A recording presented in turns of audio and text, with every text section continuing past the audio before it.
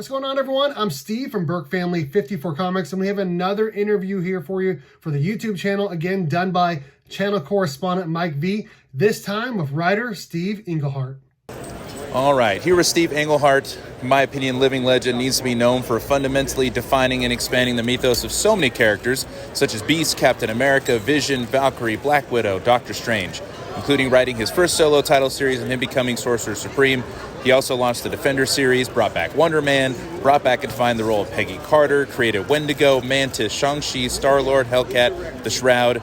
On the DC side of things, he brought back Hugo Strange, Deadshot. He got Guy Gardner regaining the mantle of Green Lantern, created Dr. Phosphorus, Rupert Thorne, Silver St. Cloud, and even having Hawkgirl join the JLA. It's a long list, right? It is a long list. But it just shows the impact that you've had.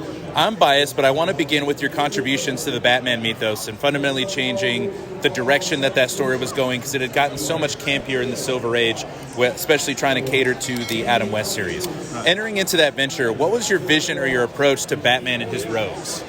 I had read when they had reprinted them, like the really early Batman stuff, and It had this real nice pulp feel to it, and the Joker was a homicidal maniac, and it was, all that stuff had been lost. They'd all made it family friendly. Yes. Not even counting the Adam West stuff, but I mean, the Joker lived in the hacienda and stuff like that, right? Right. And so I wanted to bring back the real pulp darkness of Batman, but I also wanted to really get into Bruce Wayne's head, and so I invented Silver St. Cloud as a way to see him in a non-Batman setting. Yes. And then how would those two mesh or conflict, and that was the basis of what I was doing. Okay. But I love the Batman, and I just wanted to do everything I could with the Batman. Now, is there a reason why you chose to bring back Hugo Strange and Deadshot in particular as rogues? Hugo Strange was from that early period. He was Yes. from the 1939, 1940, and in a later thing, I brought back Dala the Vampire too, but that didn't get published. Right. But him with his monsters, he looked good. Deadshot was a surprise in that I was originally supposed to do 7 issues, and then the early ones sold well enough that they threw in an 8th issue, and we needed some villain for that. Oh, okay. And Julie Schwartz, who was the editor, suggested Deadshot. Oh, okay. I was actually not familiar with the guy in the tuxedo with the 6 guns. But we decided we would update him from there. So that was Julie Schwartz's idea, actually. That's awesome. Yeah. Okay, I hate to ask this because I'm sure you get questions about this story all the time, but what inspired the Laughing Fish?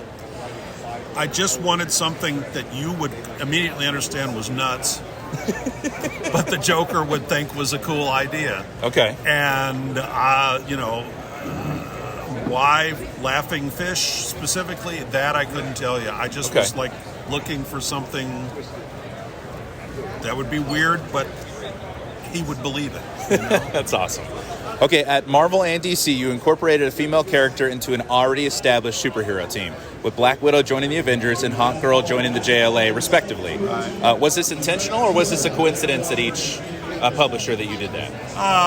The Black Widow was I just wanted to add somebody to the group, and she was fine. As far as Hawkgirl goes, Hawkman was in the Justice League. Yes. She wasn't. Right. They have the same powers.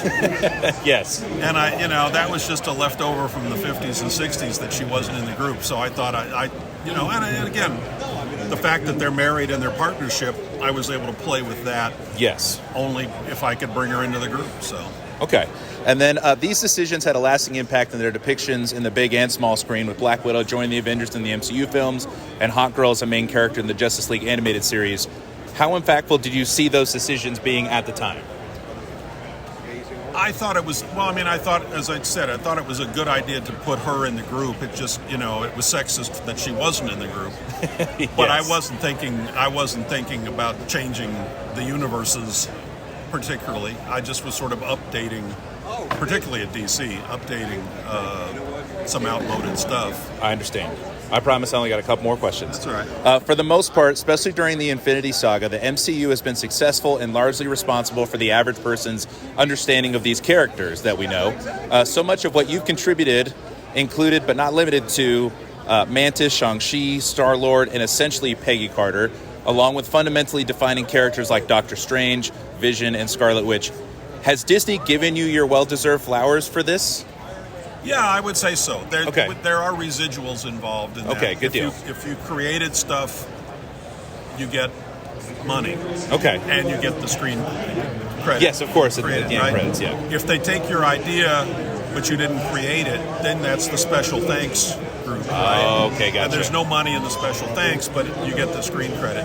So, Okay.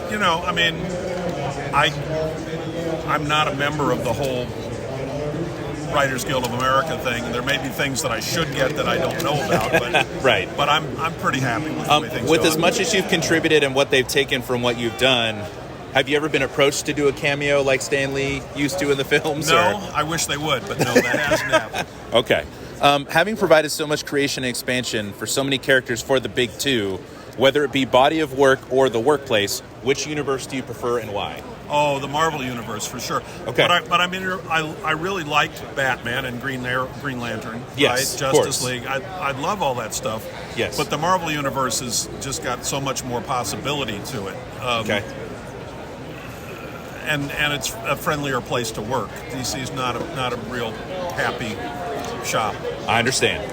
Okay, and finally, if I were to go browse a comic wall or dig through the long boxes for an issue featuring your work, what book am I looking for that you believe features your finest work and why?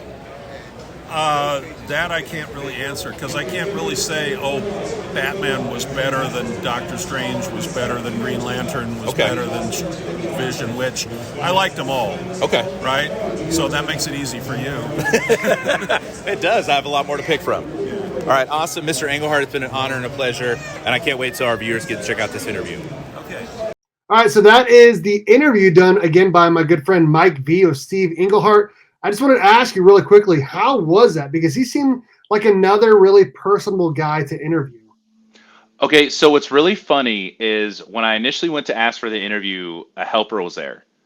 And I was like, hey, do you know when he's going to be back? He's like, oh, he's at a panel. He'll be back at this time. And I'm like, okay. I was like, do you know if he's going to be willing to do an interview? He's like, well, they normally conduct interviews outside the panel hall. He said, but you can ask him when he gets back. I don't know if he does interviews. And I'm like, great.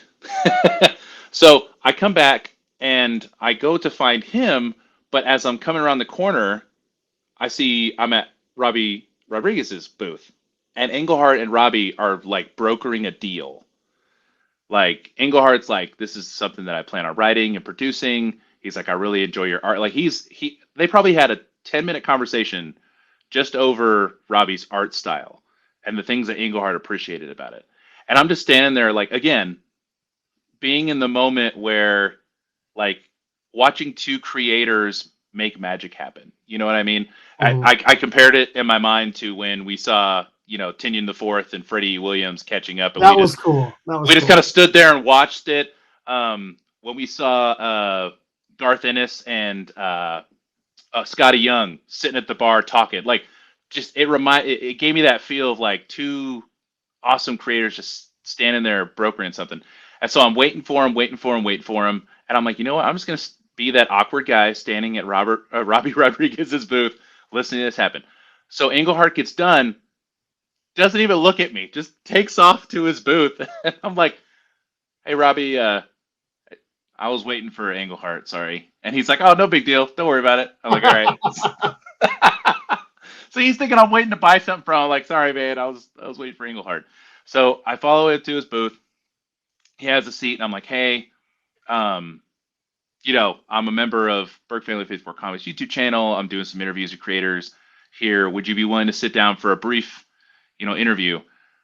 But I couldn't say that because there are two people waiting in line to get stuff signed from him. So I got done, and he goes, sure, yeah. I don't know what. He's like, now seems like a good time. No one's at my booth right now. And I'm like, cool, all right. And so you could see that he was initially before the interview started, he was very wary and kind of unaware of what this was going to be like. And to people's credit, for those of you that don't know who Steve Englehart is, first off, shame on you. Second off, he is an old school. The best way if there is a family tree, it goes Stan Lee, Roy Thomas, Steve Englehart. Like that is your direct family tree. So he is an old school comic creator that is responsible for a lot of stuff that I didn't even know until I did some research. So, what is this, young guy gonna ask me in an interview?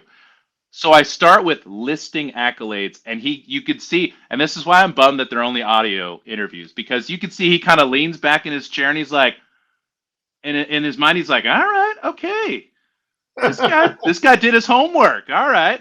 And then you could tell once I got rolling with the questions, he seemed so comfortable, and very lighthearted, very, like you said, very personable, as if it was just two gentlemen having a conversation, and it was amazing to me because, again, I'm trying not to, shake and fanboy out, like, as I'm listening, because all I'm thinking is, like, I love those issues that he wrote at Detective Comics, and of course to him that's just like a short period in his career that he kind of just did as a paycheck. You know what I mean? Like, they're not important to him, but to me they're like everything of what I knew Right. from him. And so I'm just like trying not to fanboy out and try not to, you know, make him feel uncomfortable. But he just made it so easy, like very smooth, very honest.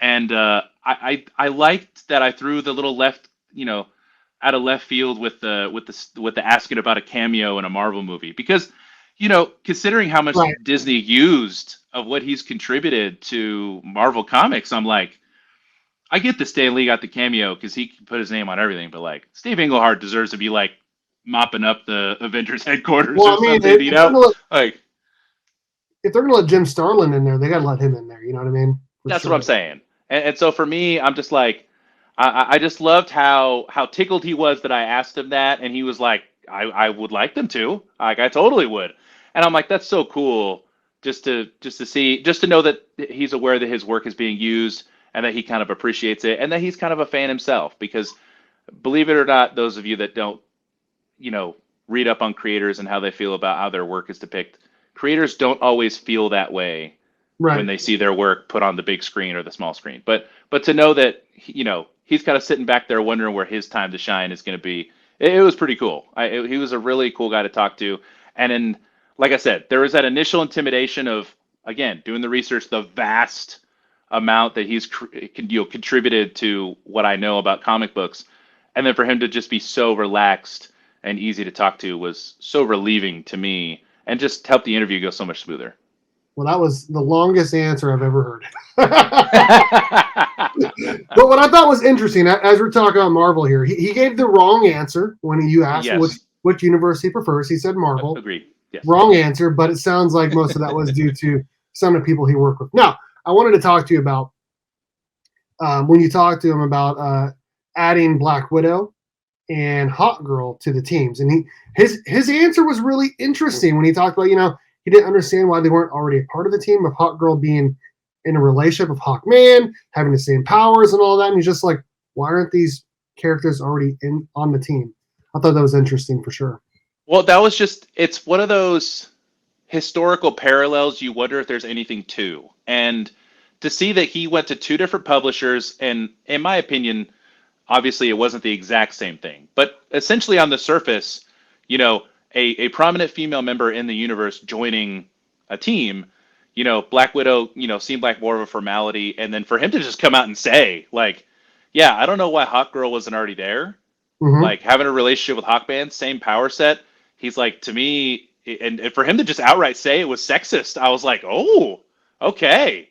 Like, I like that we're not mincing words and trying to do the, politically correct answer thing here. No, he said how it was. He's like, when I was there, I thought it was sexist. She wasn't already there. So I said, that's one of the things I'm going to do while I'm here.